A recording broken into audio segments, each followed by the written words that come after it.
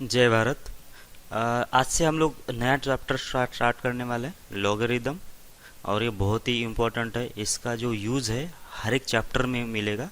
ऐसे कुछ टॉपिक्स है जिसका जो यूज़ है आपको हर एक टॉपिक में मिलने वाला है और हर एक सब्जेक्ट में मिलने वाला है।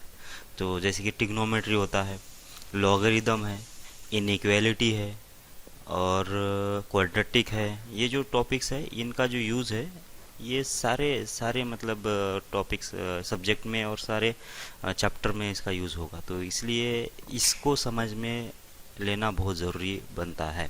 ठीक है, तो मैं स्टार्ट कर लेता हूँ। इसका जो डेफिनेशन होता है, मतलब एक इसका जो फॉर्मेट होता है कैसे होता है देख लो। तो यहाँ पे आएगा पहले तो ये लॉग, ठीक है ना। और यहाँ पे एक नंबर होता है और इसके नीचे मतलब इसके लॉग, इसके सामने ये लिखा हुआ है और इसके थोड़ा सा नीचे बी लिखा हुआ है और इसके सामने इक्वल्स टू के सामने कुछ एक दूसरा नंबर रहेगा ऐसे। तो log A to the base B equals to C. इसको पढ़ने का तरीका कैसा है? ये है log A to the base B to the base B equals to C. ये इसको पढ़ने का तरीका होता है, log A to the base B equals to C, ऐसा। ओके ना। अच्छा, ये जो लिखा है ये नंबर्स क्या क्या है, उसको क्या क्या पढ़ते हैं वो देख लो। यहाँ पे जो बेस में लिखा है, मतलब ये जो लिखा है इसको बोलते हैं हम लोग, वैसे भी इसको बोल भी दिया हमने। तो ये होता है इस लॉग का बेस, ठीक है ना। ओके, ये जो नंबर लिखा है यहाँ पे लॉग के साथ, लॉग के बराबर बैठा हुआ है ना, उसको बोलते हैं हम लोग इसका आर्ग्यूमेंट, ठीक है ना। इसका आर्ग्यूमेंट होता है ये, ठीक है। और ये जो सी है वो तो हमारा क्या है, ये तो इस लॉग का आंसर है, ठीक है ना। तो log A to the base B equals to C, ऐसा होता है, ठीक है। फॉर एग्जांपल अगर आपको मालूम है शायद ये, तो लॉग अगर यहाँ पे 8 लिखा जाता है, यहाँ पे 2 लिखा जाता है, तो इसका जो आंसर आ जाता है कितना आ जाता है, 3 आ जाता है। कैसे आ जाता है? जिनको मालूम है उनके लिए मैं बोल रहा हूँ, अगर ये मालूम नहीं तो कोई ज़रूरत नहीं है। मतलब लॉग 2 का पावर 3 होगा, मतलब 8 मतलब 2 का पावर 3 होता है, ये तो 2 का 2 नीचे आएगा। अब ये 3 जो है पावर जो है नीचे आ जाता है और लॉग 2 टू द बेस 2 ऐसा बन जाएगा। तो और log 2 टू द बेस 2 का आंसर तो 1 आ जाता है, तो इसका आंसर कितना आना चाहिए, 3 आना चाहिए। ये जिनको मालूम है उनके लिए मैं बोल रहा हूँ, ये अगर मालूम नहीं तो कोई ज़रूरत नहीं है। और अच्छी बात है क्योंकि हम लोग अभी सब कुछ यहाँ पे पढ़ने वाले हैं, ठीक है ना। ओके, अब देख लो, ये log 8 to the base 3 equal log 8 to the base 2 equals to 3 का इसका मतलब क्या हो रहा है वो पहले समझ लेते हैं और आगे बढ़ते हैं हम लोग, ठीक है। log 8 to the base 2 equals to 3 का मतलब ये आंसर जो 3 आ रहा है वो कैसे आ रहा है उसके बारे में सोचो ज़रा। ये जो आंसर है 3 क्यों आ रहा है और कैसे आएगा वो सोचो, ठीक है ना। तो ये आंसर 3 कैसे आ रहा है देख लो। जो 2 है उसका पावर कितना करूँगा मैं, 2 का कितना पावर करूँगा तो आंसर 8 आएगा, ठीक है ना।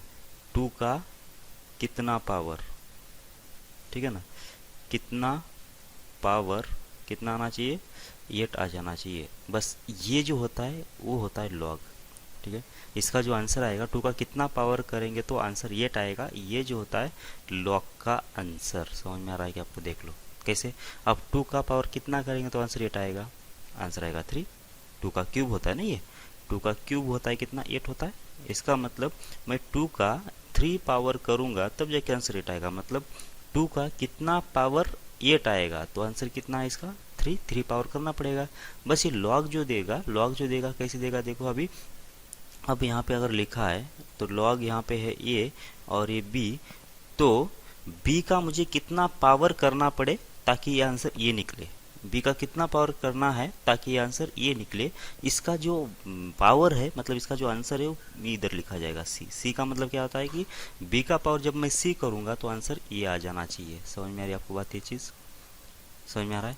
तो इसका मतलब अब यहाँ पे पावर भी आ गया, ठीक है ना। मतलब इसका मतलब ये हुआ कि ये लॉग पढ़ने से पहले हमको ये जो पावर वाला जो फंक्शन है या फिर पावर वाली जो चीज़ है वो पढ़ना पड़ेगा। कौन सी? जैसे कि मैंने तो यहाँ पे लिखा है कितना, ए का पावर बी और इक्वल्स टू सी लिखा हुआ है। अच्छा, ये बी सी तो हमने यूज़ कर लिया है, तो हम लोग यहाँ पे दूसरे वेरिएबल्स यूज़ कर लेते ताकि आपको कन्फ्यूजन ना हो। तो पी का पावर क्यू इक्वल्स टू अगर आर होता है, पी का पावर क्यू इक्वल्स टू अगर आर होता है, तो ये जो टर्म लिखा है ये लिखा है एक्सपोनेंशियल, ठीक है ना। ये एक्सपोनेंशियल होता है, ये एक्सपोनेंशियल नंबर्स होते हैं ये। मतलब पावर करना है मुझे, पावर में लिखा है तो एक्सपोनेंशियल हो गया। ऊपर क्या लिखा था, वो लॉग लिखा था, ठीक है ना। और जो एक्सपोनेंशियल जो चीज़ें होती है और जो लॉगरिदमिक चीज़ें होती है एक दूसरे के इन्वर्स होती है, ठीक है ना। अब ये इन्वर्स क्या है इसको तो हम लोग डिटेल में आगे पढ़ने वाले हैं, तो अभी फ़िलहाल के लिए तो ये याद रखो कि एडिशन की जो इन्वर्स प्रोसेस होती है क्या होती है, सब्ट्रैक्शन होती है। मल्टीप्लिकेशन की इन्वर्स प्रोसेस क्या है, डिवीजन है। ये ना ऐसे मतलब अगर ऐड करना एक चीज़ है और सब्ट्रैक्ट करना एक चीज़ है, तो इन दोनों में जो डिफरेंस है ना, ये डिफरेंस क्या बोलते हैं, ऐड का मतलब बढ़ते जाएगा, माइनस का मतलब घटते जाएगा, तो अपोजिट चीज़ होगी ना एक दूसरे की। वैसे ही क्या होता है, ये लॉगरिदम और एक्सपोनेंशियल एक दूसरे के अपोजिट चीज़ें हैं, ठीक है ना। ओके, इतना भी आपको समझ में आ रहा है। अब दो चीज़ें होती है, वो भी समझ में आना आपको बहुत ज़रूरी है। y इक्वल्स टू, यहाँ पे लिखा है एक्स स्क्वेयर एंड दूसरा लिखा है y equals to 2 raised to x, ऐसे ना। ये दो चीज़ों में क्या डिफरेंस है, दोनों में भी दिख रहा है कि मुझे कुछ बेस में नंबर दिख रहा है, कुछ पावर में नंबर दिख रहा है, ठीक है ना। इसको बोलते हैं हम लोग पावर फंक्शन, ये होता है पावर, ठीक है ना। पावर फंक्शन बोलो या फिर फंक्शन होगा ही नहीं, वैसे ये फंक्शन अगर आपने पढ़ लिया है तो आपको बहुत थोड़ा बहुत आइडिया आया होगा कि फंक्शन किसको बोलते हैं और फंक्शन किसको नहीं बोलते हैं। अगर नहीं भी समझ में आ रहा है तो कोई अभी टेंशन नहीं लो, पावर रोवर नहीं है ये, फंक्शन पावर है, यहाँ पावर है ये, ठीक है। To Y equals 2 raised to x, इसको बोलते हैं हम लोग एक्सपोनेंशियल फंक्शन, एक्सपोनेंशियल फंक्शन, ठीक है ना। अब इसको एक्सपोनेंशियल बोल रहे हैं, इसको पावर बोल रहे हैं, ज़्यादातर डिफरेंस दिखाई नहीं दे रहा होगा आपको, लेकिन इसमें बहुत सारा डिफरेंस है। कैसे है देख लो, जब इसको मैं प्लॉट करूँगा Y equals to X square, तो इसका जो ग्राफ बनेगा ना, इसका ग्राफ ऐसा बनेगा, ये ऐसा, ठीक है। मतलब माइनस इन्फिनिटी से लेकर प्लस इन्फिनिटी के बीच में ये फंक्शन एग्जिस्ट है और ये जीरो के ऊपर ही है, ठीक है ना। इसको फंक्शन बोलना यहाँ पे थोड़ा सा गलत हो जाएगा क्योंकि ये फंक्शन के डेफिनेशन में नहीं बैठ रहा है। हाँ, अगर जीरो से इन्फिनिटी में फंक्शन बनेगा, माइनस इन्फिनिटी से लेकर जीरो के बीच में बनेगा। और ये चीज़ आपको ज़्यादा डरने की ज़रूरत नहीं है, ये तो हम लोग डिटेल में आगे पढ़ेंगे, ठीक है ना। या फिर बीच में मैं इसी चैप्टर में थोड़ा सा इसको डिस्कस कर लूँगा, तो क्यों इसको फंक्शन नहीं बोल रही ये भी आपको समझ में आएगा, ठीक है। y equals to raise to X जो है, इसको बोल रहे हैं हम लोग एक्सपोनेंशियल फंक्शन, और इसका जब ग्राफ बनेंगे या फिर बनाएंगे तो कैसा बनेगा, ये हो गया एक्स एक्स और वाई एक्सिस, और इसका जो ग्राफ आएगा इसके बीच में कैसा आएगा, कुछ इस टाइप का आएगा, इस टाइप का ऐसे। मतलब माइनस इन्फिनिटी से लेकर प्लस इन्फिनिटी के बीच में तो ग्राफ तो एग्जिस्ट है, और जीरो पे वैल्यू कितना आ रही है इसकी, 1 आ जाएगी, और माइनस इन्फिनिटी पे वैल्यू आएगी जीरो, और प्लस इन्फिनिटी पे आएगी कितना, प्लस इन्फिनिटी, ठीक है। अब इसमें जो है ना y equals to X square हो गया ये। अब मैं अगर क्या कर लेता हूँ कि और आगे जाता हूँ, y equals to X cube कर लेता हूँ, y इक्वल्स टू अगर एक्स क्यूब कर लेता हूँ, मतलब यहाँ पे y equals to X cube ये ग्राफ बनाना है मुझे, और y इक्वल्स टू मैं इसको इंटरचेंज कर लेता हूँ 3 raised to x ऐसे, ठीक है ना। तो अब इसमें जो ग्राफ बनेगा ना इस साइड पे, ये हो गया एक्स एक्सिस और ये हो गया वाई एक्सिस, ठीक है। एक्स एक्सिस और वाई एक्सिस हो गया। अब मैं इसका ग्राफ बनाता हूँ, y equals to X cube था, y equals to X cube का जो ग्राफ बनेगा ना कुछ इस टाइप का बनेगा, ये जीरो से पास करेगा और ऐसे होगा। मतलब ये क्वाड्रेंट वाइज सिमेट्रिक होता है, जो फर्स्ट क्वाड्रेंट में ग्राफ है वही थर्ड क्वाड्रेंट में ग्राफ रहेगा, ठीक है ना। मतलब इसमें कुछ नेगेटिव वैल्यू भी आएगी और कुछ पॉजिटिव वैल्यू भी आएगी, चेक करना तो चेक कर लो। जब 1 रखेंगे तो 1 का क्यूब कितना आएगा, 1 ही आएगा, और -1 रखेंगे तो -1 का क्यूब -1 आएगा। मतलब कुछ नेगेटिव वैल्यू भी इसमें इन्वॉल्व है, कुछ पॉजिटिव वैल्यू भी इन्वॉल्व है। मतलब y equals to X cube का जो ग्राफ होगा कुछ इस टाइप का होगा, बराबर ना। फर्स्ट क्वाड्रेंट से थर्ड क्वाड्रेंट में लाई करेगा। अच्छा, y इक्वल्स टू एक्स 3 का ग्राफ निकाल लेते हैं अभी हम लोग। तो ये हो गया हमारा x एक्सिस और ये होगा y एक्सिस। तो y equals to X cube का जब ग्राफ निकालेंगे तो अभी भी ग्राफ कैसे आएगा इसका, ऐसा ही आएगा, इस टाइप का ही, ठीक है।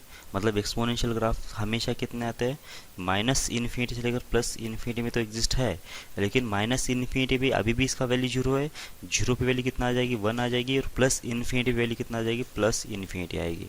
मतलब ये हुआ कि इसका जो बिहेवियर है ना, इसमें 2 raised to x में जैसा था वैसा अभी भी है 3 raised to x में, लेकिन यहाँ पे एक्स स्क्वायर में और एक्स क्यूब में देख लो ये बहुत चेंज हो गया इसका बिहेवियर, बराबर क्या। तो ये पावर फंक्शन जो होते हैं वो तो मतलब वो अलग चीज़ है, वैसे भी हम लोग इसको साथ कंपेयर करने वाले नहीं है। लेकिन मैं जब जस्ट थोड़ा सा मतलब आपको पावर वाले फंक्शन जो होते हैं, पावर में अगर कुछ नंबर आ जाते हैं तो उसका जो ग्राफ बनता है वो कैसे बनता है वो मैं समझाने की कोशिश कर रहा हूँ। और ये जो चीज़ है y equals to 2 raised to x, ये है एक्सपोनेंशियल। इसको हम लोग पावर फंक्शन नहीं बोलते हैं, इसको बोलते हैं हम लोग पावर फंक्शन जिसमें पावर में कोई नंबर्स होते हैं, इसमें दोनों डिफरेंस कहाँ पे आ रहा है देख लो। यहाँ पे बेस में क्या है, बेस में कितना है, कोई फंक्शन है और नंबर पावर में है। और यहाँ पे देख लो बेस में कोई नंबर है और पावर में कोई एक फंक्शन है या फिर वेरिएबल है। तो ये जो चीज़ है, बेस में कोई नंबर होना चाहिए और ऊपर जो है कोई वेरिएबल अगर हो जाता है तो ऐसे फंक्शंस को क्या बोलते हैं हम लोग, एक्सपोनेंशियल फंक्शंस बोलते हैं। और अगर बेस में कोई अगर क्या बोलते हैं वेरिएबल होता है या फिर कोई फंक्शन होता है और उसके पावर में कोई नंबर होता है तो उसको बोलते हैं हम लोग पावर फंक्शन। फॉर एग्जांपल ऐसे बहुत सारी चीज़ें हैं, जैसे कि मान लेता हूँ y इक्वल्स टू कितना है, y इक्वल्स टू है साइन स्क्वायर एक्स, बराबर, ये भी पावर फंक्शन ही है। y इक्वल्स टू कितना, y equals to ten square X, ये भी एक पावर फंक्शन है, बराबर। y इक्वल्स टू कितना, X square minus 3x plus 2, ये भी तो पावर फंक्शन है ना, इसमें भी तो पावर लिखा हुआ है। ठीक है, ये हो गए इसके एग्जांपल्स। इधर से देख लो y इक्वल्स टू कितना हो जाएगा, 2x, ये हो गया exponential. y equals to 2 sine X, ये हो गया एक्सपोनेंशियल। y इक्वल्स टू कितना, 2 ई रेस टू एक्स, ऐसे ना, या फिर y equals to E raise to X, ये सारे जो फंक्शंस है वो कैसे है, एक्सपोनेंशियल फंक्शंस है। ठीक है ना, ओके। तो आपको थोड़ा बहुत आइडिया आया होगा एक्सपोनेंशियल और पावर में।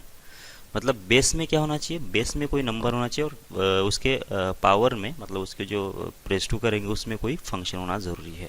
ठीक है, तो अब आगे बढ़ते हैं हम लोग इसके डिटेल्स में।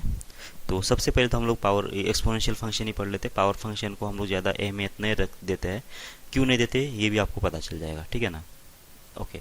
y इक्वल्स टू यहाँ पे कोई नंबर है और इसका पावर x करना है, तो ये होता है एक्सपोनेंशियल फंक्शन, बराबर, ये होता है एक्सपोनेंशियल फंक्शन।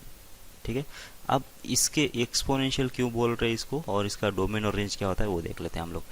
चलो, सबसे पहले ये एक्सपोनेंशियल फंक्शन होने के लिए ये जो नंबर है ना इसका बेस का, वो होना चाहिए ग्रेटर देन 0, ये होना चाहिए ग्रेटर देन 0, और ये 1 नहीं होना चाहिए। ये पहले समझ लो आप चीज़ें, ये दो चीज़ें क्यों लिखा है मैंने।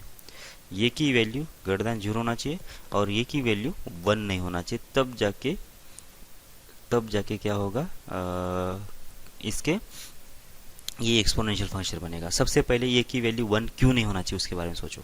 अगर ये की वैल्यू 1 होगी, ये की वैल्यू अगर 1 होगी तो ये y इक्वल्स टू हो जाएगा 1 का पावर x, और आपको मालूम है 1 का पावर कितना भी करो आंसर कितना आएगा, इसका आंसर हमेशा ही 1 आएगा। मतलब जो फंक्शन बनेगा y इक्वल्स टू 1 बनेगा, और y इक्वल्स टू 1 का जब ग्राफ बनाएंगे हम लोग तो ये ग्राफ होगा, ये x एक्सिस हो गया, ये y एक्सिस हो गया। y equals to 1, y equals to 1 का ऐसे बनेगा, y इक्वल्स टू 1 एक कांस्टेंट लाइन बनेगी ऐसी। हाँ, अभी मैंने वर्ड कौन सा यूज़ किया, कांस्टेंट लाइन, बराबर ना, ये y इक्वल्स टू 1 की लाइन हो गई। अब ये कांस्टेंट फंक्शन है ना, ये फिर ये अगर कांस्टेंट है तो एक्सपोनेंशियल कैसे बन सकता है। एक्सपोनेंशियल का मतलब क्या होना चाहिए, हमेशा वैल्यू बढ़ते जाना चाहिए, बढ़ते जाना चाहिए, बढ़ते जाना चाहिए, या फिर घटते जाना चाहिए, घटते जाना चाहिए, ऐसा कांस्टेंट तो नहीं आना चाहिए। अब इसका तो कोई मतलब इसके बारे में कुछ पढ़ना तो है नहीं ना वैसे, मतलब इसका तो कोई अभी वजूद है नहीं, क्योंकि हमेशा कांस्टेंट ही लाइन आ रही है, तो इसके बारे में क्या पढ़े अभी। ठीक है ना, तो ये इक्वल्स टू 1 जब रहेगा तो ये एक्सपोनेंशियल नहीं बनेगा, ये क्या बनेगा, कांस्टेंट बनेगा। इसलिए हमने इसमें से क्या निकाल दिया, ये की वैल्यू 1 निकाल दिया।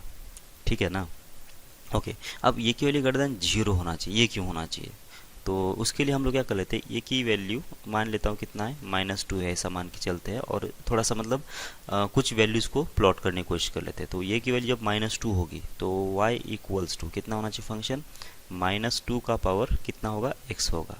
ठीक है, अब फंक्शन का मतलब क्या होता है कि फंक्शन का मतलब एक ऐसी मशीन है जो कि मतलब जिसके ऊपर हम लोग भरोसा रख सकते हैं। ठीक है ना, शायद फंक्शन का डेफिनेशन आपको मालूम होगा ना, तो डेफिनेशन में क्या लिखा है कि जहाँ पे भी x होगा वहाँ पे अपने को उसकी वैल्यू मिल जाना चाहिए, ऐसा ना, मतलब ऐसा कोई भी x वहाँ पे डिफाइन मतलब अवेलेबल नहीं होना चाहिए जहाँ पे इसकी वैल्यू नहीं मिल रही है।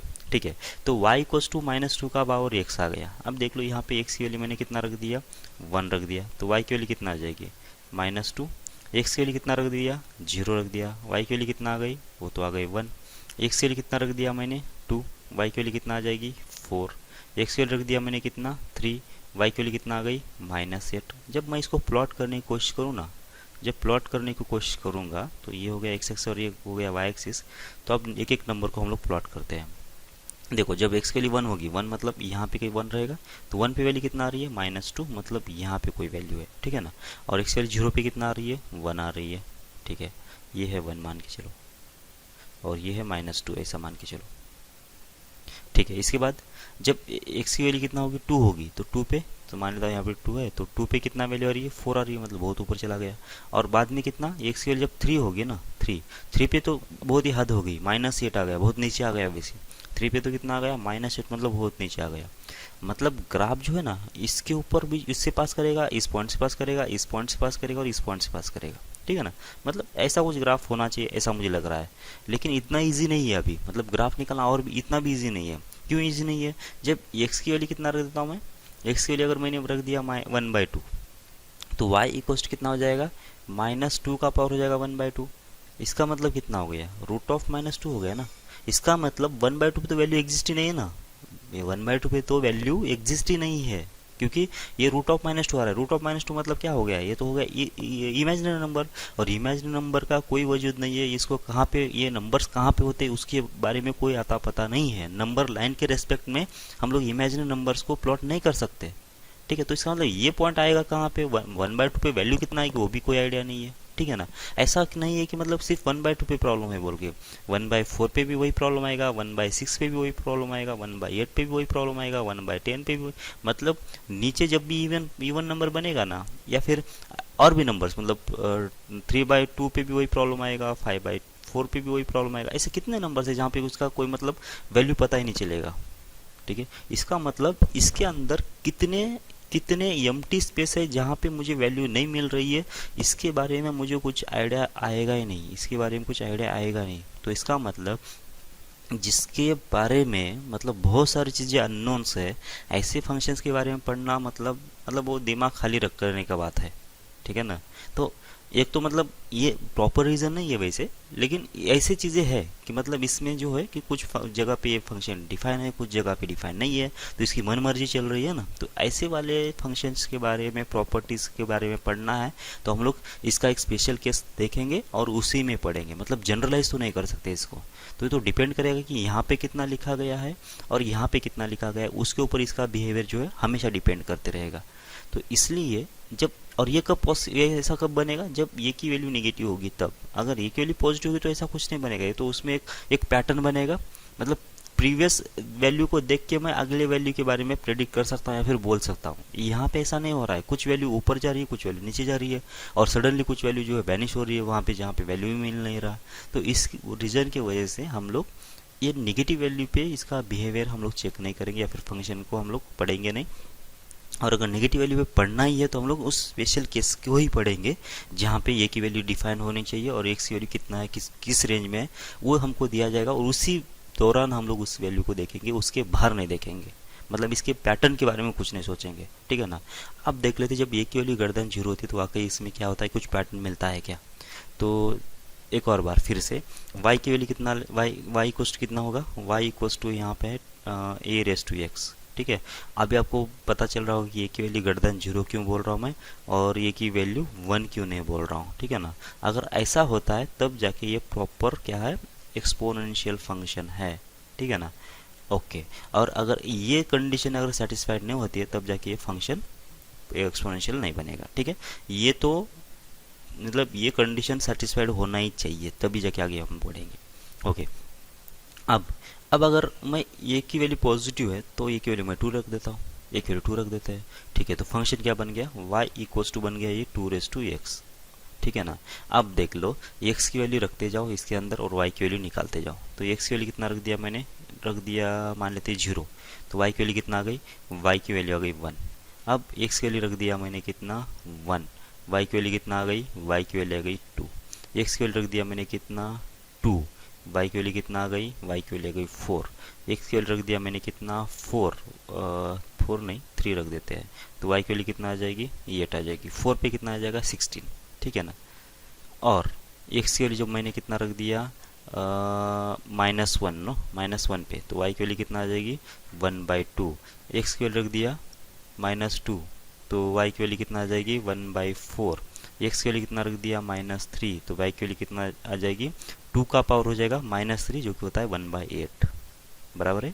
x की वैल्यू -2 पे मतलब यहाँ पे -2 अगर जाता है तो 2 का पावर -2 मतलब कितना 1/2 का पावर 2 जो कि 1/4 होगा, ऐसे ना, मतलब ऐसी वैल्यू आ जाएगी। अब ये तो हो गया इंटीजर्स पे।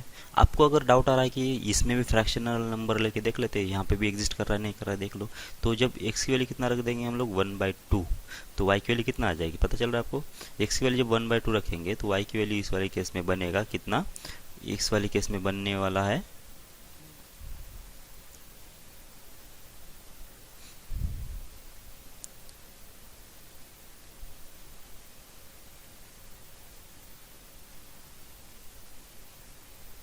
ठीक है। तो ये एक्स की वैल्यू जब 1/2 होगा तो वाई की वैल्यू कितना आना चाहिए, वाई इक्वल्स टू हो जाएगा, यहाँ पे 2⁻1/x था ना, ये 1/x नहीं था सिर्फ x था, ठीक है। y इक्वल्स टू कितना था 2⁻x, तो x के लिए जब 1/2 रखेंगे तो कितना 2 का पावर हो जाएगा 1/2, और 2 का पावर 1/2 मतलब कितना √2 होता है ना, तो ये बन जाएगा y इक्वल्स टू √2, ठीक है ना। और √2 तो एग्जिस्ट होता है 1.4 समथिंग होता है, ठीक है ना। अब अगर x के लिए कितना रख देते हैं 1/4 रख देते हैं तो y की वैल्यू कितना आ जाएगी 4√2 होता है, और ये भी वैल्यू एग्जिस्ट करेगा, मतलब सारे जो वैल्यूज़ है वो एग्जिस्ट करने लगेंगे यहाँ पे, और इसलिए ये कैसी है परसिस्टेंट सिस्टम है। तो इसका मैं ग्राफ बना सकता हूँ या फिर इसका बिहेवियर हम लोग डिस्कस कर सकते हैं, ठीक है ना। ओके, तो सबसे पहले हम लोग क्या कर लेते हैं कि एक्स एक्सिस बना लेते हैं, तो ये बन गया एक्स एक्सिस हमारा और ये बन गया वाई एक्सिस, ठीक है। अब देख लो जब वैल्यू -1 थी, जब वैल्यू -1 थी तो वैल्यू कितना आ रही थी, फंक्शनल वैल्यू कितना आ रही थी 1/2, यहाँ पे है मान लेते हैं 1, यहाँ पे 2 है, यहाँ पे 3 है, यहाँ पे 4 है, ऐसे ये वैल्यू ऐसे बढ़ती जा रही है, ठीक है। जब एक्स की वैल्यू कितना थी -1 थी तो वैल्यू कितना आ गई थी -1/2, तो ये होगा -1/2।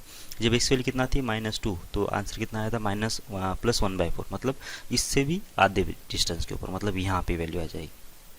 और -3 होता तो +1/2 मतलब इससे भी आधे, मतलब ग्राफ जो है नीचे नीचे से पास कर रहा है बराबर, मतलब यहाँ पे आएगा -1/8, यहाँ पे आएगा कितना 1/4, यहाँ पे आएगा कितना -1 पे आएगा 1/2, और 0 पे आएगा 1, मतलब ग्राफ जो है ऐसा कुछ दिख रहा है ना मुझे, ऐसा कुछ, मतलब ये स्ट्रेट लाइन बना दिया शायद मैंने, लेकिन ये स्ट्रेट लाइन नहीं है, ऐसा कुछ कर्व है नीचे, ऐसे कर्व टाइप रहेगा, ठीक है। तो थोड़ा दूसरा ही बना देते हैं हम लोग ग्राफ।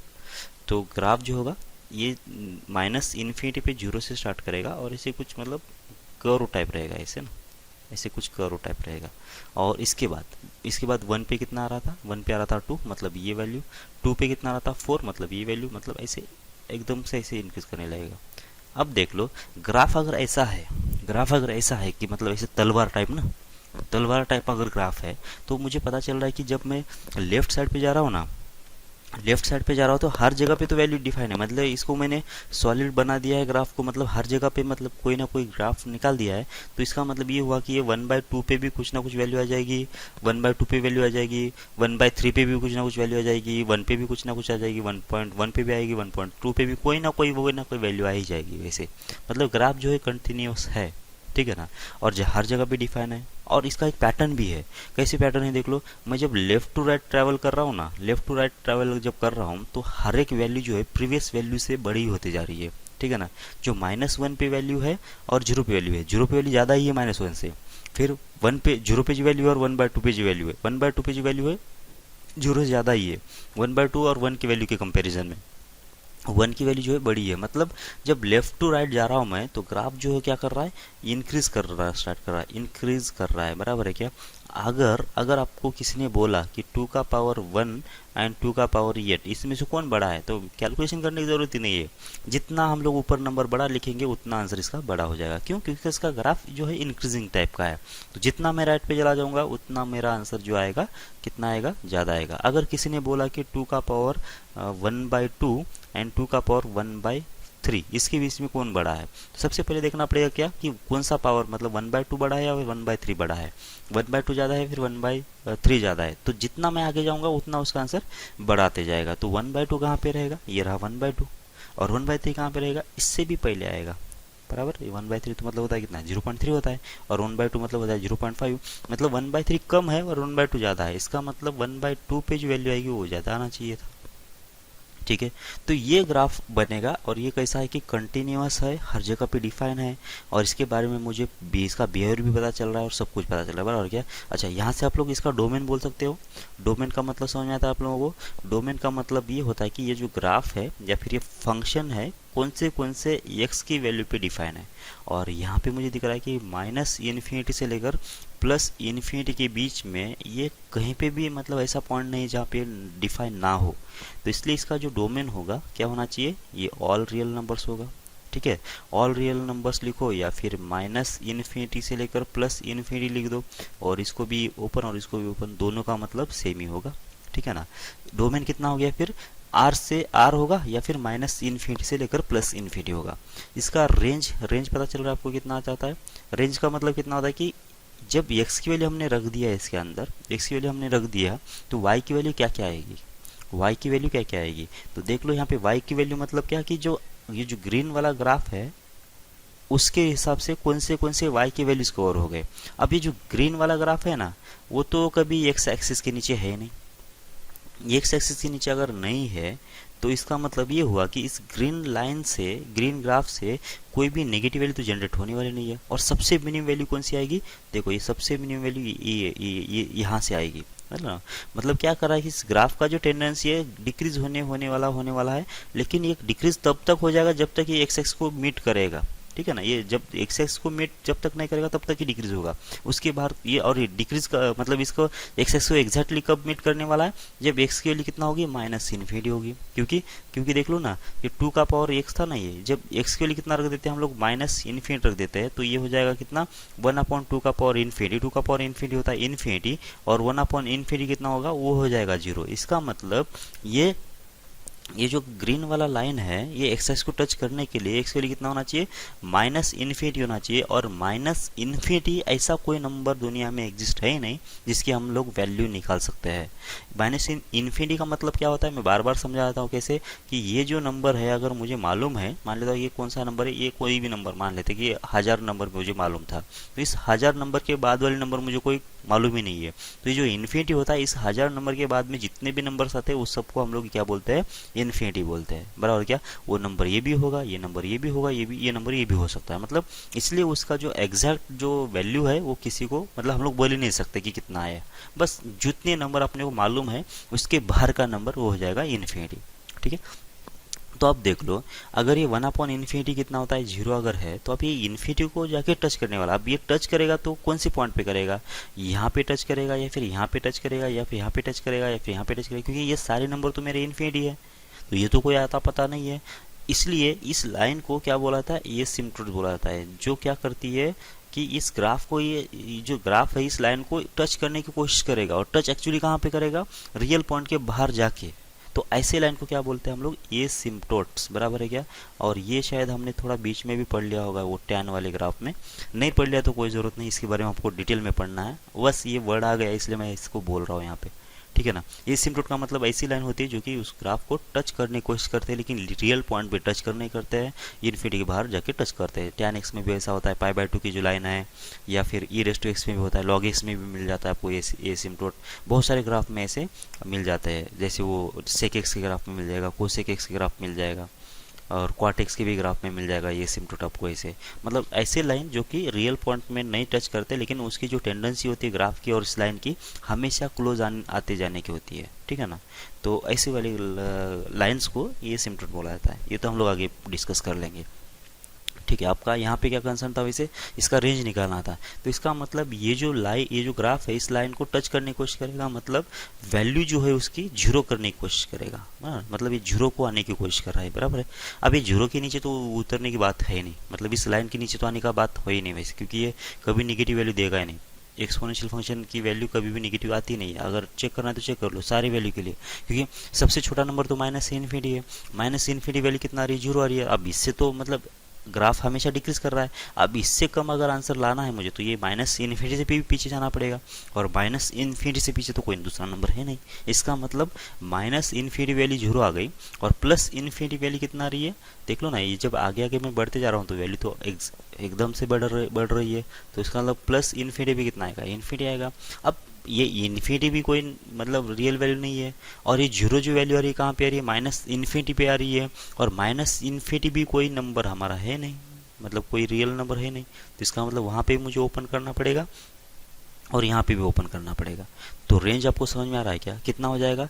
ये हो जाएगा 0 से लेकर इन्फिनिटी तक। और इसको इक्वालेंटली मैं क्या लिखता हूँ, ये लिखता हूँ मैं आर प्लस का मतलब कितना आता है कि all positive real numbers excluding zero. इसमें जीरो नहीं आता है वैसे, जीरो पे कोई साइन नहीं होता है। अगर मुझे जीरो को कवर करना है तो यहाँ पे यूनियन करके सिंगलटन जीरो लिखना पड़ता। यहाँ पे मैंने आर प्लस लिखा है, मतलब इसमें जीरो नहीं है अभी। तो बस ये हो गया इसका डोमेन, ये हो गया इसका रेंज, ठीक है ना। तो एक बार फिर से समरी लिख लेते हैं हम लोग क्या क्या डिस्कस किया है। तो ये था फंक्शन हमारा y इक्वल्स टू 2x, बराबर। हमने ए की वैल्यू कितना लिया था, 2 लिया था, बराबर। ए की वैल्यू लिया था 2, ठीक है। ए की वैल्यू कैसा है, ग्रेटर देन 0 है और 1 के बराबर नहीं है, तो ये एक्सपोनेंशियल फंक्शन बन रहा था, ऐसा बोला हमने, ठीक है। तो हमने प्रॉपरली इसका ग्राफ भी निकाल के देख लिया, ये मतलब ऐसे फेंक रहा है या फिर बन रहा है वैसे, इसलिए। तो देख लो ये y इक्वल्स टू 2x बन ऐसा था ये। तो इसका ग्राफ जो बन गया था, ये माइनस इन्फिनिटी पे 0 से स्टार्ट हो रहा था और जैसे जैसे आगे बढ़ रहा है वैसे वैसे इसका वैल्यू भी बढ़ते जा रहा था ये। तो ये है माइनस इन्फिनिटी पे और ये है प्लस इन्फिनिटी पे, और 0 पे इसका वैल्यू कितना आ रहा था, ये आ रहा था 1, ठीक है। ओके, अब देख लो ग्राफ जो है अगर मैं इसके पॉइंट्स लिखूं, जो ग्राफ होगा वो हमेशा इंक्रीजिंग कर रहा है। सबसे पहले हम लोग स्टार्ट कर लेते हैं कहाँ से, इसके डोमेन और रेंज से, ठीक है ना। डोमेन और रेंज से सबसे पहले निकाल दो डोमेन। डोमेन कितना है, डोमेन तो है माइनस इन्फिनिटी से लेकर प्लस इन्फिनिटी के बीच में, ये सारी जगह पे एग्जिस्ट है। तो इसका मतलब इसको लिख देते हैं हम लोग टोटल रियल नंबर्स, या फिर क्या लिख देंगे, माइनस इन्फिनिटी से लेकर प्लस इन्फिनिटी के बीच में ये ग्राफ एग्जिस्ट है, ठीक है। ये हो गई पहली बात। दूसरी बात क्या है, इसका रेंज क्या आएगा। रेंज जो है, रेंज का मतलब कितना होता है कि जब हमने x की वैल्यू रख दिया है तो ये y की वैल्यू कौन से जनरेट कर रहा है। यहाँ पे जब x की वैल्यू रखेंगे हम लोग तो y क्या क्या आ सकता है, ऑल पॉसिबल सेट। तो कितना आ रहा है देख लो, ये जो वैल्यू है, ये जो ग्राफ है, आगे जैसे जैसे इन्फिनिटी माइनस इन्फिनिटी तक बढ़ेगा ये तो जीरो होने की कोशिश करेगा, और प्लस इन्फिनिटी पे क्या करेगा, ये प्लस इन्फिनिटी दे देगा। और बीच में देख लो कहीं पे भी मुझे कोई होल नहीं दिख रहा है। इसका मतलब ये हो कि ग्राफ जो है हमेशा कंटिन्यूस है। कंटिन्यूस का मतलब हर एक जगह पे इसकी कोई ना कोई वैल्यू मिलेगी, बराबर। इसका मतलब 0 से लेकर आगे इन्फिनिटी तक के हर एक वैल्यू इसका क्या आएगा, रेंज में कवर हो जाएगा। और इसको 0 से लेकर इन्फिनिटी पे, 0 को हमने ओपन कर दिया, इन्फिनिटी तो हमेशा ही ओपन होता है। 0 को ओपन रखने का मेरा क्या रीज़न था कि ये जो 0 वैल्यू आ रही है कहाँ पे आ रही है, माइनस इन्फिनिटी पे आ रही है। और माइनस इन्फिनिटी ऐसा कोई रियल नंबर है ही नहीं, बराबर है क्या, क्योंकि एक ऐसा एक सर्टेन लिमिट होता है, इस लिमिट के बाहर की जितने भी नंबर है उसको हम लोग माइनस इन्फिनिटी मतलब इन्फिनिटी बोल देते हैं। तो ये ग्राफ जो है कौन से पॉइंट के ऊपर वो टच कर रहा है वो अपने को कोई आइडिया नहीं है। और ऐसे लाइन्स को, ये जो लाइन है जहाँ पे ऐसा ये ग्राफ इसको टच करने की कोशिश कर रहा है जो कि इन्फिनिटी के बाहर, तो उसको बोलते हैं हम लोग ये सिम्टोट्स, ये बोलते हैं हम लोग इसको क्या, ये सिम्टोट। और ये भी हमको डिटेल में पढ़ना है, अभी बस ये वर्ड याद रखो बस, सिंपल सा।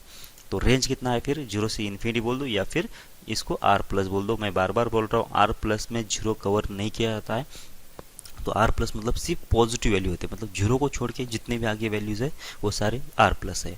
आर माइनस मतलब 0 को छोड़ के जितने भी पीछे वाली वैल्यूज है उसको बोलते हैं हम लोग आर माइनस। और 0 को अगर मुझे कवर करना है तो मुझे अलग से लिखना पड़ेगा इसमें आर प्लस यूनियन 0, ऐसा। सब कुछ सही है, ओके। अब देख लो डोमेन तो मिल गया, रेंज तो मिल गया। अब मैं यहाँ पे बताना चाह रहा हूँ कि यहाँ पे ये जो लिखा है मैंने 2x, तो यहाँ पे जो भी नंबर रखेंगे यहाँ पे कोई भी रिस्ट्रिक्शन नहीं है, यहाँ पे मैं पूरे आर लिखता हूँ, बराबर।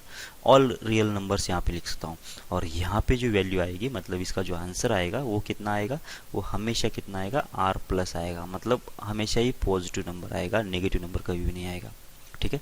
मतलब यहाँ वेरिएबल में जो इंडिपेंडेंट वेरिएबल है उसके बदले में आर लिख सकता हूँ, और डिपेंडेंट वेरिएबल कितना आएगा, सिर्फ आर प्लस आएगा। ये डोमेन और रेंज का मतलब हो गया, ठीक है। इसके बाद ग्राफ का जो बिहेवियर है, कैसा है, ये हमेशा ही इंक्रीजिंग है।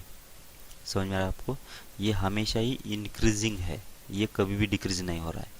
इंक्रीजिंग का मतलब ये होता है कि जैसे मैं आगे जाऊंगा, जैसे से मैं आगे बढ़ रहा हूँ, जैसे से आगे बढ़ाऊंगा वैसे वैसे उसकी फंक्शनल वैल्यू बढ़ती जाएगी, ठीक है। जैसे कि मान लेता हूँ कितना है, 2 का पावर कितना है, यहाँ पे 3 है, और यहाँ पे 2 का पावर कितना 11 लिखा है। कौन बड़ा है, मुझे कैलकुलेट करने की ज़रूरत ही नहीं है, ये दोनों का बेस सेम है। और यहाँ पे 3 लिखा है, यहाँ पे 11 लिखा है। और 2x जो होता है इंक्रीजिंग फंक्शन होता है, इसका मतलब 2 का पावर 11 जो होगा वो ज़्यादा होना चाहिए, और 2 का पावर 3 है जो है कम होना चाहिए, ठीक है। अगर मुझे किसी ने बोला कि 2 का पावर साइन 1 और 2 cos 1, इन दोनों में से कौन बड़ा है कौन छोटा है ये बताना है। तो मुझे क्या करना पड़ेगा पता है क्या, कि 2 और 2 तो बेस सेम है, बस sin 1 और cos 1 में कौन बड़ा है वो डिसाइड कर लो और उससे अपने को पता चल जाएगा कि कौन सा आंसर किसका आंसर ज़्यादा आएगा, किसका आंसर कम आएगा। अब आपको पता करना पड़ेगा sin 1 कितना आता है और cos 1 कितना आता है, ठीक है ना।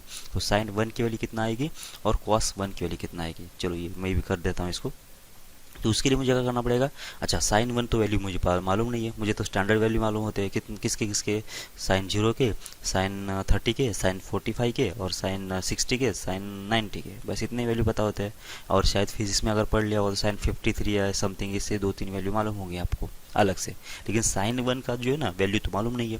और मेरा जो यहाँ पे कंसर्न है ना वैल्यू निकालना का है ही नहीं, मुझे तो बस इन दोनों में इनइक्वालिटी लगा देना है। तो अगर इनइक्वालिटी लगा देना है तो मैं तो सीधा सीधा, अगर मुझे पता भी चल जाता है कौन बड़ा है कौन छोटा है तो भी मेरा काम हो जाएगा, ठीक है ना। तो मैं उसके लिए क्या कर रहा हूँ कि इन दोनों का ग्राफ निकाल लेता हूँ, किसका किसका, y equals to sine X का, y equals to cos X का। ये तो हो गया मेरा x एक्सिस और ये हो गया मेरा y एक्सिस, ठीक है। अब मैं दोनों का भी ग्राफ निकाल लेता हूँ, किसका किसका, साइन एक्स का और कॉस एक्स का। सबसे पहले साइन एक्स तो हो गया ये बराबर। आपको थोड़ा बहुत अगर आइडिया मालूम है साइन एक्स का, तो ये साइन एक्स वेव होता है ना ऐसे, ठीक है ना। मैं कहाँ निकाल दूँ यार, चलो इधर निकाल देता हूँ। साइन एक्स का ग्राफ जो होता है ना ये ऐसा होता है, ये 0 से ऐसा ना, सारे वेव्स होते हैं ना ऐसे, पीरियोडिक है, 0 से लेकर 2 पाई के बीच में जितना ग्राफ आएगा वही रिपीट करते जाएगा। तो ये मैंने सिर्फ कितना निकाला, 0 से लेकर पाई के बीच का ही ग्राफ निकाला बराबर। ये 0 से लेकर पाई तक का है ये, और ये 2 पाई है, ठीक है ना। 0 से लेकर 2 पाई के बीच में जितना साइकिल आएगा उतना ये रिपीट करते जाएगा। अगर ये मालूम नहीं है तो कोई डरने की ज़रूरत नहीं है, बस ये मुझे ये प्रॉब्लम कैसे सॉल्व करने की ज़रूरत थी उसके बारे में बोल रहा हूँ। ये अभी हम लोग ये लॉगरिथम के बाद हम लोग कुछ बेसिक ग्राफ पढ़ेंगे और इसमें हम लोग ये कवर करेंगे सारे ग्राफ्स, ठीक है ना, कैसे बनते हैं और इसका जो प्रॉपर्टीज़ है वो भी डिस्कस कर लेंगे, ठीक है। अब ये 0 से लेकर पाई के बीच में, 0 पे तो 0 वैल्यू है, पाई पे भी 0 है, और लेकिन इसके बीच में जो पाई बाय 2 आता है ना, ये पाई बाय 2, यहाँ पे इसका वैल्यू कितना आ जाएगा, ये पाई बाय 2 पे वैल्यू आ जाता है इसका मैक्सिमम, जो कि 1। पाई बाय 2 वैल्यू कितना आ गई इसकी, 1 आ गई। किसी को कोई दिक्कत नहीं आना चाहिए। यहाँ पे 30 यहाँ पे रहेगा, पाई बाय 2 मतलब कितना 90 ना, 90 पे वैल्यू 1 आती है, 30 इसके पहले रहेगा, 30 पे कितना 1/2 आता है, 45 पे 1/√2 आता है, 60 पे आता है √3/2 और 90 पे कितना आता है 1 आता है, ठीक है ना। इसके आगे वैसा ही होगा, 90 प्लस 30 पे कितना आ जाएगा, मतलब 120 पे आएगा √3/2, फिर 90 प्लस 45 मतलब 135 पे कितना आ जाएगा 1/√2 आएगा, 90 प्लस 60 मतलब कितना 150 पे वैल्यू कितना आ जाएगी 1/2 आ जाएगी। मतलब ग्राफ से भी हम लोग देख सकते हैं ना कि ग्राफ इधर से इंक्रीज कर रहा है, फिर बाद में π/2 बाद में डिक्रीज कर रहा है। तो ये थोड़ा सा इजी पड़ जाएगा आपको ग्राफिकल इसको पढ़ने में, तो अपने को वैल्यू रटने की ज़रूरत नहीं पड़ेगी, ठीक है क्या। ओके आगे बढ़ते हैं। तो वैल्यू तो ये तो होगा इसका ग्राफ। अब जब हम लोग cos x का ग्राफ निकालेंगे, cos x का अगर आपको ग्राफ मालूम है ना तो ऐसा होता है cos x का ग्राफ, मतलब 0 पे वैल्यू 1 आती है और पाई बाय 2 पे 0 आ जाती है, पाई पे -1 आ जाती है ऐसे। तो ये 0 पे कितना आ रही है 1 आ रही है, पाई बाय 2 पे 0 बन जाएगा और 1 पे कितना बनेगा, 1 पे बनेगा -1, पाई पे कितना बनेगा -1, ऐसे है ना। मतलब मुझे 0 से लेकर पाई के बीच में ही देखना है, तो ये ग्राफ यहाँ पे इतना ही बनेगा।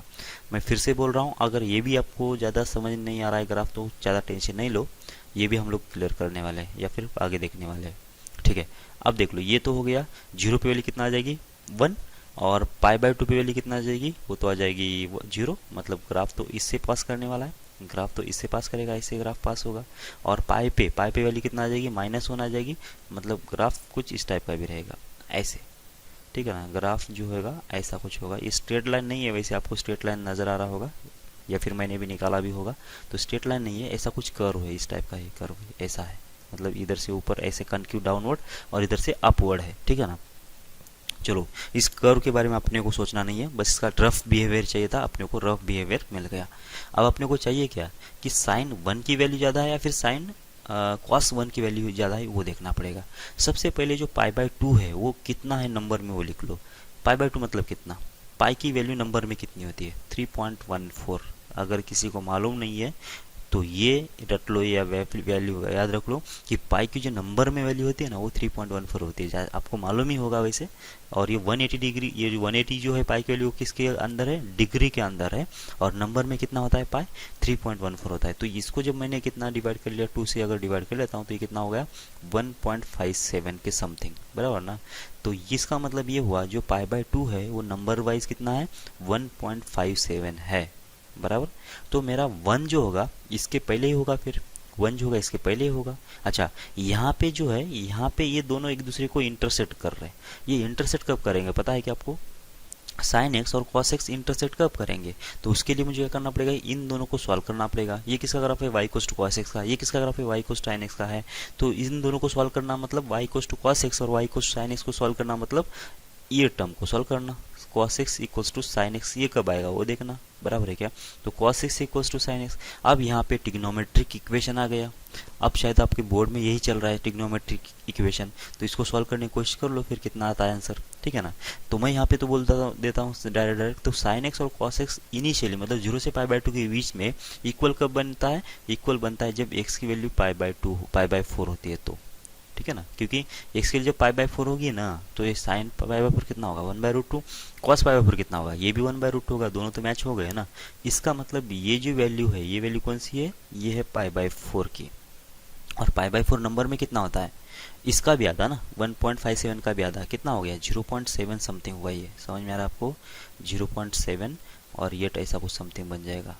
कैसे, 3.14 डिवाइड बाई 4 करना पड़ेगा, पाई बाय 4 के लिए कितना करना पड़ेगा, 3.14 डिवाइडेड बाई 4, तो ये कितना होगा, ये हो जाएगा, यहाँ पे तो 4 तो डिविजिबल नहीं होगा, तो ये डायरेक्ट पॉइंट देना पड़ेगा, और ये होगा 7, और इसके बाद जो भी नंबर आएगा, तो 0.7 मतलब क्या आएगा कि ऐसा नंबर है, 1.57 है। अब मुझे किसका वैल्यू निकालना था, वो आपके दिमाग में है क्या, मुझे निकालना था किसकी वैल्यू, मुझे निकालनी थी cos 1 और sin 1 की वैल्यू, ठीक है ना। और जो ब्लू लाइन है किसका है, ये ब्लू ग्राफ जो है वो किसका है, cos x का है, और ये जो भी कलर है ये जो ग्राफ है किसका है, sin x का है, बराबर। तो अब साइन, अच्छा पहले तो उस 1 कहाँ पे आएगा, वो पहले यहाँ पे लिख दो। ये 0.78 है और 1.57 है, तो 1 जो इसके बीच में आना वाला है ना, 1 जो इसके बीच में कहीं ना कहीं पाई बाय 4 और पाई बाय 2 के बीच में आएगा, जहाँ पे भी आए अपने को कोई लेना देना है नहीं। देख लो, अगर 1 ये है मेरा, तो यहाँ पे साइन 1 की वैल्यू और कॉस 1 की वैल्यू कितना आ रही है वो देख लो, ठीक है ना। साइन 1 की वैल्यू और कॉस 1 की वैल्यू कितना आ जाएगी, तो यहाँ पे साइन 1 और कॉस 1 की वैल्यू कितना आएगी देख लो। तो ये 1 पे ये जो वैल्यू है ये है cos 1 की, और ये वैल्यू किसकी है, sin 1 की, ठीक है ना। तो cos 1 की वैल्यू और sin 1 की वैल्यू मुझे एग्जैक्ट नहीं मिल रही, लेकिन इसका कंपैरिजन मिल रहा है कि कौन सा बड़ा है और कौन सा छोटा है। ये है cos 1 की वैल्यू, बराबर, और ये है sin 1 की वैल्यू। तो कौन बड़ा है इसके अंदर, sin 1 बड़ा है ना, sin 1 बड़ा है। अगर sin 1 बड़ा है, sin 1 बड़ा है, तो इसका मतलब क्या होना चाहिए, 2sin 1 भी बड़ा होना चाहिए, क्योंकि 2x जो होता है इंक्रीजिंग फंक्शन होता है। इसका मतलब इन दोनों में क्या फर्क आना, क्या इनइक्वालिटी कैसे आना चाहिए, 2sin 1 ग्रेटर देन हो जाएगा 2cos 1, क्योंकि cos 1 तो बहुत छोटा है। समझ में आ रही है आपको बात। तो ऐसे ग्राफ को रीड कैसे करते हैं हम लोग, ऐसे करते हैं। ऐसे जो कॉम्प्लेक्स प्रॉब्लम होते हैं जहाँ पे अपने को उसकी एग्जैक्ट वैल्यू की जरूरत नहीं पड़ती है, उसकी सिर्फ कंपेरिजन की जरूरत पड़ती है, तो वहाँ पे तो ग्राफ तो बहुत ही बेस्ट चलेगा, ठीक है। तो इंक्रीजिंग फंक्शन का फ़ायदा कुछ ये होगा कि अपने को अगर उसके वेरिएबल में भी अगर रिलेशन मालूम है, तो हम लोग उसके वैल्यू के बारे में डिस्कस कर सकते हैं, ठीक है। क्या क्या क्या बोल दिया हमने, डोमेन बोल दिया, इसका रेंज बोल दिया है, और ये इंक्रीजिंग फंक्शन है। ग्राफ जो है वो कुछ इस तलवार टाइप का है ना, ऐसे।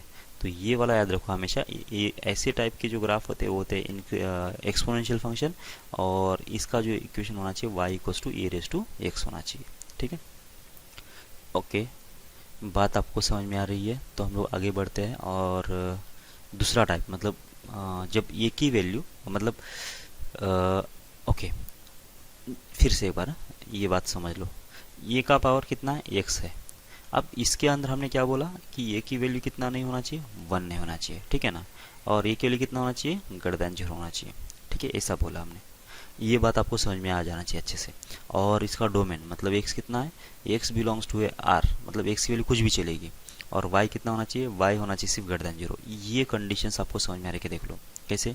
ए की वैल्यू 1 नहीं होना चाहिए क्योंकि ये कांस्टेंट नहीं बनेगा, ए की वैल्यू ग्रेटर देन होना चाहिए क्योंकि ये कंसिस्टेंट कुछ ना कुछ वैल्यू दे देगा, ए की वैल्यू निगेटिव होगी तो कहीं पे डिफाइन था, कभी डिफाइन नहीं था, और इसका जो जिगजैग टाइप का ग्राफ आ रहा था, कभी वैल्यू पॉजिटिव आ रही, कभी वैल्यू नेगेटिव आ रही है, तो इसलिए हमने क्या किया कि ये के ऊपर कंडीशन लगा के ए को पॉजिटिव कर लिया, ठीक है। इसके बाद ए की वैल्यू 1 नहीं है, ए की वैल्यू ग्रेटर देन 0 है। अब इसके बाद हम जब एक्स एंड वाई के बारे में सोचेंगे तो एक्स जो होगा हमेशा ही कुछ भी नंबर रखो कोई दिक्कत नहीं आएगी कभी भी, एक्स जो होगा निगेटिव रखो, पॉजिटिव रखो, फ्रैक्शन में रखो, कोई दिक्कत नहीं आएगी, ये हमेशा वैल्यू एग्जिस्ट करने लगेगा। और जब ये एक्स की वैल्यू यहाँ पे रखेंगे, नेगेटिव रखना है नेगेटिव रखो, पॉजिटिव रखना है पॉजिटिव रखो, कुछ भी वैल्यू रखो, तो जब इसका नेट आंसर आएगा ए का पावर एक्स, वो कैसा रहेगा, वो हमेशा पॉजिटिव रहेगा, वो ये बता रहा है, ठीक है।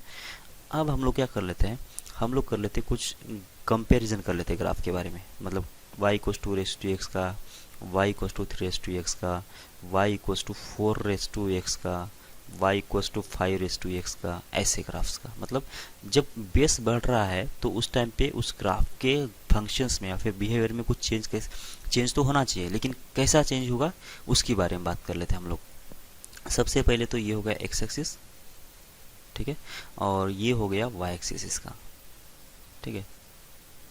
ओके, यहाँ पे है 0, ये हो गया प्लस इन्फिनिटी और ये हो गया माइनस इन्फिनिटी, ठीक है। आप क्या करेंगे, सबसे पहले y इक्वल्स टू एक्स का ग्राफ, ये तो बस ऐसा ही होगा, y इक्वल्स टू एक्स का ग्राफ जो होगा ना इसी टाइप का होगा। मतलब स्टार्ट तो होगा माइनस इन्फिनिटी से और प्लस इन्फिनिटी तरफ झुकेगा ये, ठीक है ना, बढ़ने लगेगा। ये तो हो गया y इक्वल्स टू एक्स का ग्राफ। अब चाहिए मुझे किसका, y equals to 3 raise to X का ग्राफ। 3 रेस टू एक्स का ग्राफ जो होगा 0 पे तो वैल्यू फिर से कितना आ जाएगी, 1 ही आएगी। मतलब जो 2 रेस टू एक्स का ग्राफ दे रहा था, मतलब ग्राफ तो इससे ही पास करेगा, कोई दिक्कत नहीं है। अच्छा, मैं थोड़ा सा इसको ना, ये ग्राफ जो है ना इसका थोड़ा बड़ा निकाल देता हूँ तो आपको थोड़ा और आइडिया आ जाएगा। ये जो ग्राफ है किसका है, ये ग्राफ है y equals to 2 raise to X का, बराबर ना, ये ब्लैक लाइन से जो बनाया हमने, ठीक है। अब क्या कर लेते हैं, अब निकालना है मुझे y equals to 3 raise to X का। अब एक्स की वैल्यू जब 0 रखूँगा तो 3 का पावर 0 कितना आ जाएगा, 1 आ जाएगा। मतलब ग्राफ तो इससे ही पास करने वाला है, कोई दिक्कत नहीं है, ठीक है। लेकिन आप देख लो, जहाँ पे एक्स की वैल्यू 1 थी तो इसका करस्पॉन्डिंग वैल्यू कितना आ रहा था, जब एक्स की वैल्यू 1 रख रहा था तो आंसर कितना आ रहा था, 2 आ रहा था। मतलब ग्राफ जो है यहाँ पे कितना वैल्यू दे रहा था, 2 दे रहा था। लेकिन जब 3 एक्स वाले केस में कितना दे देगा, अभी 3 दे देगा ना एक्स की वैल्यू। मतलब जो ग्राफ आएगा 3 एक्स का, इससे भी ऊपर से पास करने लगेगा अभी, ठीक है ना, इससे ऊपर से पास करेगा। y कोस्ट कितना होगा, ये 3 हो गया। अब देख लो पीछे क्या सीन होगी, जब x के लिए कितना रखते थे हम लोग, -1 इसमें रखेंगे तो ये कितना होगा, 2 का पावर -1, मतलब हो जाएगा 1/2। 1/2 मतलब 0.5, मतलब इसके करस्पॉन्डिंग वैल्यू कितना है, ये है 0.5। अब इसमें रख देंगे तो -1 रखे तो कितना आ जाएगा, 3 का पावर -1 मतलब 1/3 होता है, 1/3 मतलब हो जाएगा 0.33, जो कि कितना है, 0.5 से भी कम है। ये जो 0.5 से भी कम है, इसका मतलब पीछे वाली साइड पे कितना रहेगा, ये ब्लैक लाइन के नीचे रहेगा ग्राफ हमारा, ब्लैक लाइन के नीचे रहेगा, ऐसे समझ में आ रहा है आपको, ब्लैक लाइन से पीछे नीचे रहेगा। और इसके बाद 1 के बाद क्या रहेगा कि ब्लैक लाइन के ऊपर निकल जाएगा। ग्राफ बहुत ही घटिया निकल रहा है वैसे, हाँ, लेकिन बर्दाश्त कर लो अभी इसको। मतलब क्या है कि 3:x का जो ग्राफ है, एक्स की वैल्यू ग्रेटर देन 0 पे ब्लैक लाइन से ऊपर आएगी और एक्स लेस देन 0 पे ब्लैक लाइन से नीचे आएगी। ओके, अब देख लो, अब किसका ग्राफ निकालते हैं, 4:x का। 4:x का ग्राफ फिर से ये जो रेड लाइन है उससे भी कम आएगा। मैं 0 से भी नीचे जा रहा हूँ, लेकिन वो 0 से नीचे नहीं है, मैं बस समझाने की कोशिश कर रहा हूँ कि इसका ग्राफ कैसे आएगा, ठीक है। मतलब इस दोनों के बीच से पास करेगा, यहाँ पे 0 के ऊपर ही रहेगा, लेकिन ये रेड लाइन से भी नीचे रहेगा इसके पीछे, ऐसे। और 0 से ही पास करेगा, 0 पे 1 ही होगा, और इसके बाद क्या होगा कि ये रेड लाइन के ऊपर आएगा, ठीक है। ये किसका ग्राफ है, y इक्वल्स टू है 4:x का, ठीक है। तो मैं ये जो चीज़ है डायरेक्ट ग्राफ से ही समझाता हूँ, मतलब इसके प्रॉपर ग्राफ निकाले तो आपको पता चल जाएगा। मेरी डिज़ाइन तो बहुत बकवास है वैसे।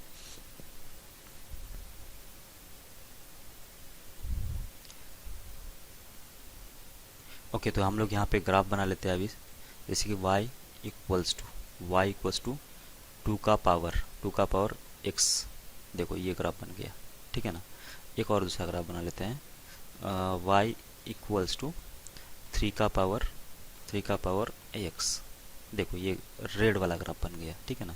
एक और ले लेता हूँ मैं, y इक्वल्स टू 4 का पावर x। देखो ये जो ब्लू लाइन बन गया वो ग्राफ बन गया। एक और ग्राफ बना लेते हैं। y इक्वल्स टू 11 का पावर हो जाएगा कितना, x। देखो ये जो है ना, फिर से रेड रेड ये जो चेंज कर लेते हैं हम लोग, इसका नाम कलर चेंज होगा। ये कलर पता नहीं चेंज होगा नहीं होगा, देख लेते हैं सेटिंग्स में होगा क्या।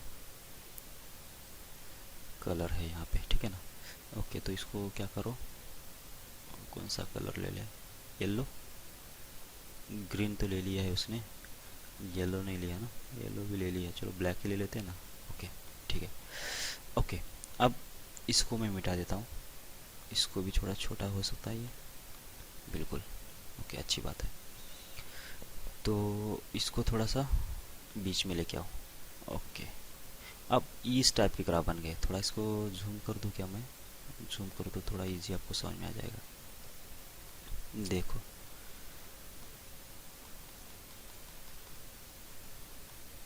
देखो अभी ये कैसा सीन हो रहा है। ये तो जीरो को अप्रोच करने की कोशिश कर रहा है और ये नज़दीक जीरो के ही है वैसे, ठीक है ना। तो इधर से मतलब जीरो पे है, लेकिन अब अपने को सोचना देखना क्या है कि जो ये वाला जो ग्राफ था ना, ये वाला जो ग्राफ था वाई, ये जो ग्रीन वाला वो किसका ग्राफ था, ये ग्राफ था y इक्वल्स टू 2 का। ये रेड वाला किसका था, y इक्वल्स टू 3 का था। ये ग्रीन ब्लू वाला किसका था, y इक्वल्स टू 4 और ये वाला किसका था, y इक्वल्स टू 11 था। बराबर है क्या।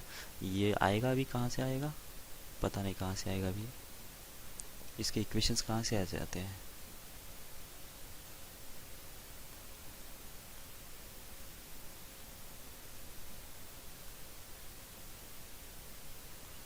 छोड़ दो यार, छोड़ दो। ओके, ज़रूरत नहीं है, हमको तो ये मालूम ही है ना। तो ये किसका ग्राफ था वैसे, ये था y इक्वल्स 2 का, ये था y equals 3 y equals to 4 और y रेस टू 11 तो आपको पता चल रहा है क्या, जब जीरो से आगे बढ़ेंगे ना हम लोग, जीरो से आगे बढ़ेंगे तो क्या होगा कि जितना नंबर छोटा है बेस का, उतना उसका जो ग्राफ है वो क्या है कि कम है, और जितना जितना नंबर बढ़ रहा है पावर में, उतना उतना उसका ग्राफ क्या आएगा, वो जीरो से लेकर आगे के वाले केस में वो इंक्रीज करना है, उसका रेट ऑफ इंक्रीजनेस जो है वो ज़्यादा रहेगा, ठीक है ना।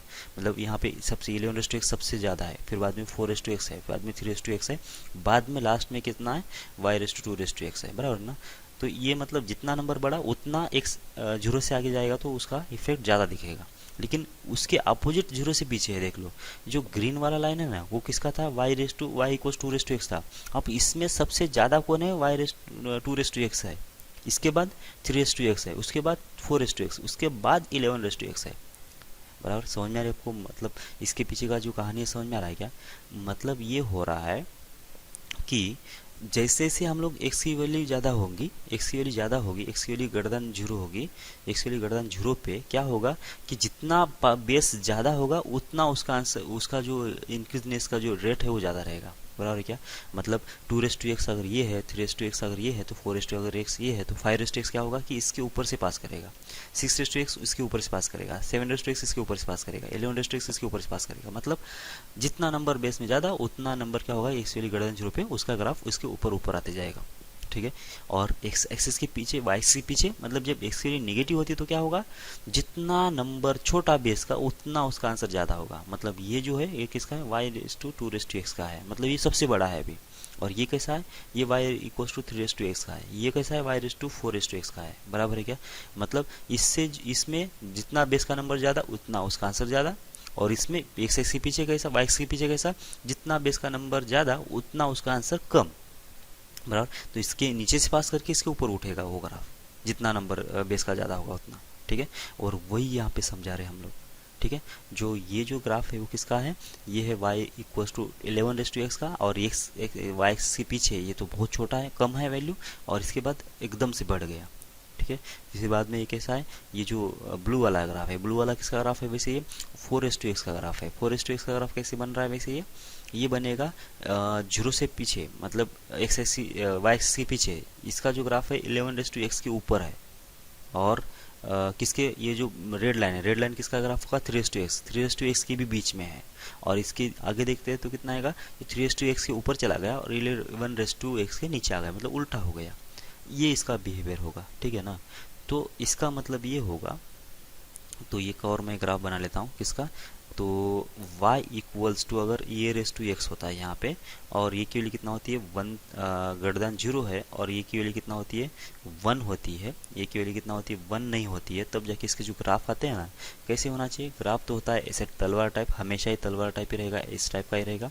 बस अभी इसमें y raise to A raise to X के अंदर ये की वैल्यू कितना है उसके ऊपर डिपेंड करेगा, ठीक है। ये की वैल्यू अगर कितना होती है, जैसे जैसे बढ़ेगी वैसे वैसे इसका जो ग्राफ होगा वो बढ़ते जाएगा, और इधर क्या होगा घटते जाएगा ऐसे, ठीक है। तो ये भी मैं एक बार डायरेक्ट एक जनरल प्रॉब्लम लेके मैं बोल देता हूँ आपको।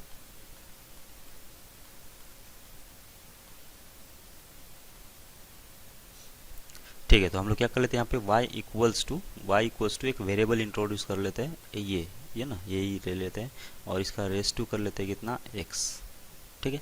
अब इसको प्लॉट कर लेते हैं, और ये की वैल्यू जो है हम लोग -5 से +5 के बीच में डिफाइन कर लिया। अब देखो ये की वैल्यू कितना रखा है हमने 1 रख दिया है, ये की वैल्यू कितना है यहाँ पे 1 है ना, ये की वैल्यू 1 है दिख रहा है आपको, तो ये की वैल्यू 1 जब होगी तो y इक्वल्स टू कितना होगा 1/x, तो ये कांस्टेंट लाइन आ रही है, समझ में आ रहा है आपको, ये कांस्टेंट लाइन है, ठीक है।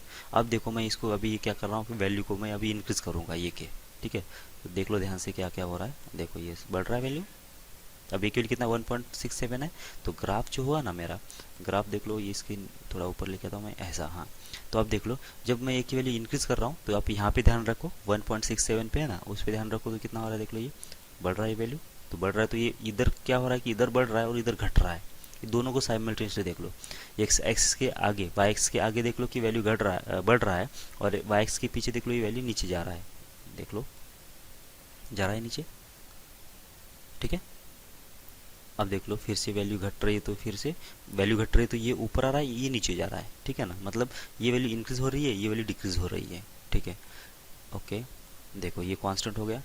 अब देख लो ये जब नेगेटिव होगा ये की वैल्यू जब नेगेटिव होगा तो क्या सीन होगा, देखो ग्राफ है ही नहीं, ग्राफ है ही नहीं, मतलब ये की वैल्यू अगर नेगेटिव होगा तो ग्राफ के बारे में हम लोग कुछ बोल ही नहीं सकते, समझ में आ रहा है कि आपको, ये की वैल्यू नेगेटिव जब होगा ना तो मतलब देखो यहाँ पे कुछ एक डॉट टाइप दिख रहा है, ठीक है ना, यहाँ पे इसी पे एक डॉट टाइप एफ टाइप दिख रहा है, तो ये मतलब कुछ काम की बात नहीं, इसलिए हम लोग नेगेटिव वैल्यू को हम लोग कभी भी कंसिडर नहीं करेंगे इसमें एक्सपोनेंशियल फंक्शन में, सिर्फ हम लोग पॉजिटिव वैल्यू में कंसिडर करेंगे, और पॉजिटिव वैल्यू में इसका एक वैल्यू पॉजिटिव होता है तभी जाके हम लोग इसका ग्राफ डिस्कस करेंगे। तो देख लो फिर से एक बार जब इसका वैल्यू पॉजिटिव आएगा ना, देखो यहाँ पे अभी 0.57 आया, अच्छा यहाँ पे बिहेवियर इसका चेंज हो गया, आपको दिखाई दे रहा है क्या, अब ये पॉजिटिव साइड पे 0 होने की कोशिश कर रहा है और नेगेटिव साइड पे इन्फिनिटी को जाने की कोशिश कर रहा है, ये क्यों हो रहा है, क्योंकि ये जो ये की वैल्यू 0 से लेकर 1 के बीच में, इसलिए ये तो हम लोग आगे डिस्कस करेंगे, हमको सिर्फ 1 से आगे वाली केसेस देखना है। देखो ये 1 से आगे गया, 1 से आगे केस में क्या क्या हो रहा है कि इधर ये कम हो रहा है, इधर ही बढ़ रहा है, बराबर, इधर ये कम होते जा रहा है, इधर ही बढ़ रहा है, बस यही आपको ध्यान रखना था, ठीक है। ओके, तो समझ में आ रही है आपको बात, इसको मैं बंद कर दूं, नहीं तो ये चलते जाएगा नहीं तो, ठीक है। ओके, ये आपको समझ में आ रहा है। अब अगर किसी ने आपको बोल दिया,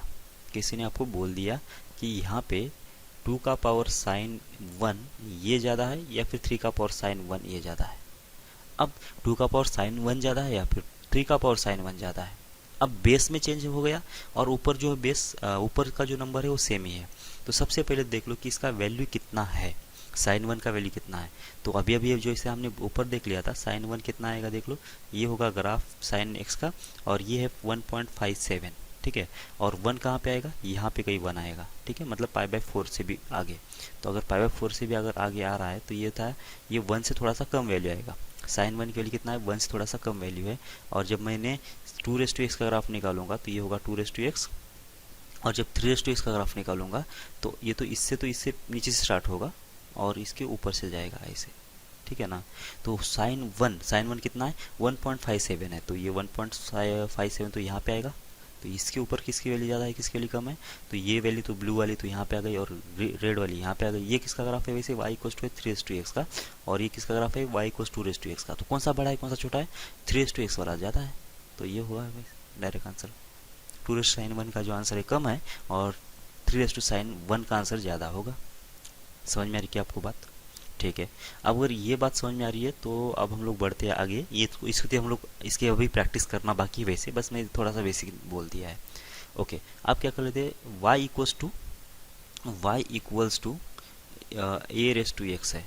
ओके, अब इसका जो बिहेवियर होगा ना, ये जो है ये की वैल्यू कितना होना चाहिए वो तो लिख ही लो आप, ये की वैल्यू कितना होना चाहिए, ग्रेटर देन 0 होना चाहिए, और ये की वैल्यू कितना नहीं होना चाहिए, 1 नहीं होना चाहिए, बराबर है क्या। तो ये इतनी वैल्यू होने के बाद भी अभी इतना ईजी नहीं है प्रॉब्लम। ये जो ग्राफ है इसका, ये दो पार्ट में डिवाइड होगा। अब 0 से लेकर 1 तक के बीच में जब होगी ये की वैल्यू, क्योंकि ये की वैल्यू 1 तो है नहीं। अब ये यहाँ पे 0 से लेकर 1 तक मतलब फ्रैक्शन में 1/2, 1/3, 1/4 जब होगा तब जाके क्या ग्राफ होगा, और ये की वैल्यू जब 1 से ज़्यादा होगी तब क्या होगा। अब ये वाला तो डिस्कस कर लिया हमने, ए की वैल्यू 1 भी लेके देख लिया, ए की वैल्यू 2 भी लेके देखिए, 3 भी लेके देख लिया, 4 भी लेके देखा, 11 तक गए थे हम लोग। मतलब इसका तो हमने डिस्कस कर लिया है, इधर वाला डिस्कस नहीं किया यहाँ पे हमने। तो ये की वैल्यू जब 0 से लेकर 1 तक होगी ना, तो इसका जो ग्राफ होगा कुछ डिक्रीजिंग टाइप का होगा, मतलब ऐसे ग्राफ होगा इसका, इंक्रीज नहीं करेगा, ये डिक्रीज करेगा ऐसे, ठीक है, ऐसा होगा। और ये की वैल्यू 1 से ज़्यादा होगी तो ये इस वाले केस में अब इंक्रीज करना लगेगा, इस टाइप का रहेगा ये ग्राफ, ठीक है। और इसको तो हमने देख लिया है, इसको तो पढ़ लिया है। अभी देख लो ये 0 से लेकर 1 तक है, इसमें डिक्रीज हो रहा है क्या, एक्चुअल में हो रहा है क्या, देख लो ये। देखो यहाँ पे वैल्यू कितना है, मैं 0 पे स्टार्ट कर लेता हूँ, पहले 0 से स्टार्ट कर लेता हूँ। ये है 0, ठीक है ना। अभी 0.1 है, 0.1 मतलब कितना होगा, 1 से कम वैल्यू है। तो देख लो इसका बिहेवियर कैसा है, इसका बिहेवियर कैसा हो गया, डिक्रीज कर रहा है ना ये वैल्यू इधर से कैसे कम कम होती जा रही है और इधर जा रही है। और देख लो ये 0 से आगे मैं बढ़ाते जाता हूँ, ये तो क्या हो रहा है, ये देखो ये वैल्यू चेंज हो रही है, लेकिन फिर भी अभी कैसा है, डिक्रीजिंग ही ग्राफ है, डिक्रीजिंग ही ग्राफ है, ठीक है।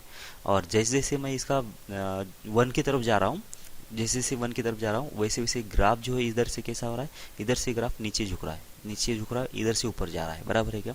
तो इसका मतलब इस वाले केस में ग्राफ कैसा होगा, इस वाले केस में ग्राफ होगा हमारा डिक्रीजिंग, बराबर है क्या। देख लो ये डिक्रीजिंग है ग्राफ, बराबर, ओके। तो ये वाली केस में बोल देता हूँ कि इसमें 0 से जब 1 होता है ग्राफ तो ये होता है डिक्रीजिंग।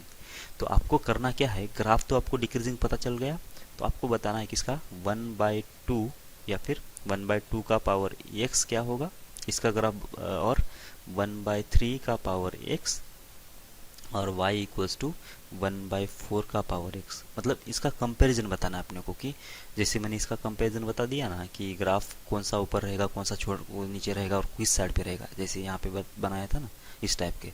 मतलब कौन सा ग्राफ ऊपर है, कौन सा ग्राफ नीचे, इस साइड पे, और इस साइड पे कौन सा ग्राफ ऊपर है, कौन सा ग्राफ नीचे है, ये आपको प्लॉट करके बताना है मुझे, ठीक है। इस वाले केस में 1/2 का पावर x, कहाँ गया भाई, तो 1/2 का पावर x, 1/3 का पावर x, 1/4 का पावर x, इस वाले केस में, ठीक है, ओके। एक और चीज़, एक और चीज़ आपको बाद में चेक करना क्या है कि 1/2 का पावर साइन 1 बड़ा है, साइन 1 बड़ा है, या फिर 1/2 का पावर कॉस 1 बड़ा है, ये बताना है मुझे, ठीक है। ये पहला प्रॉब्लम। दूसरा प्रॉब्लम कैसा, 2 का पावर साइन 2 ये बड़ा है, या फिर 2 का पावर कॉस 2 ये बड़ा है, ठीक है।